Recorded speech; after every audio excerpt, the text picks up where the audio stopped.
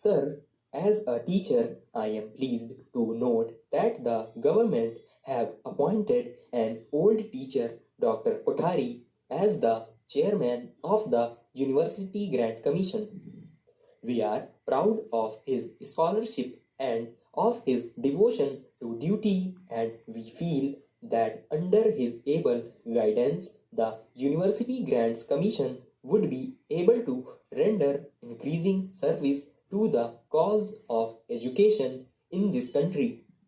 I am glad to know from the Education Minister that the University Grants Commission and the Education Ministry and functioning harmoniously, but I wish to point out that in the last report of the University Grants Commission, the Commission pointed out certain difficulties in carrying out its responsibilities. I do not know what steps were taken afterwards to remove those difficulties and to ensure to the University Grants Commission autonomy which is its due. Sir, we are holding conferences of the Ministers of Education and conferences of the Vice Chancellors of the universities, and I feel that we should also hold conferences of the chairman of the University Grants Commissions of various states. In spite of that jurisdiction, we are holding conferences of vice chancellors of universities and we are dealing with various educational questions. If there are no University Grants Commission in certain states and if they are not functioning properly, it is the duty of the Education Minister at the center to deal with that problem.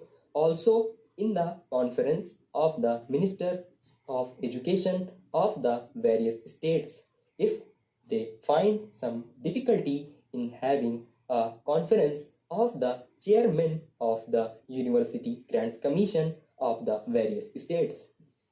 I do submit that the universities are not functioning as autonomously as perhaps the Education Minister wished them to function.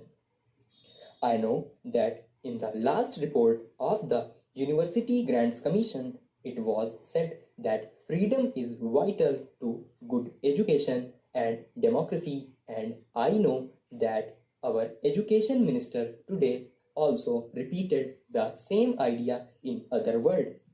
But I am afraid that interference in university education is rather increasing. The bureaucratic spirit is tending to dominate the university life much more than it do when we were under the British regime.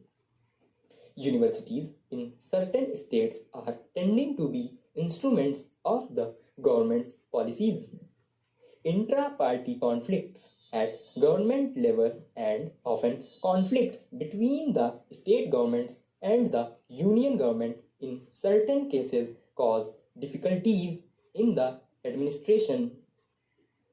I do know that for the present state of affairs, teachers and students are to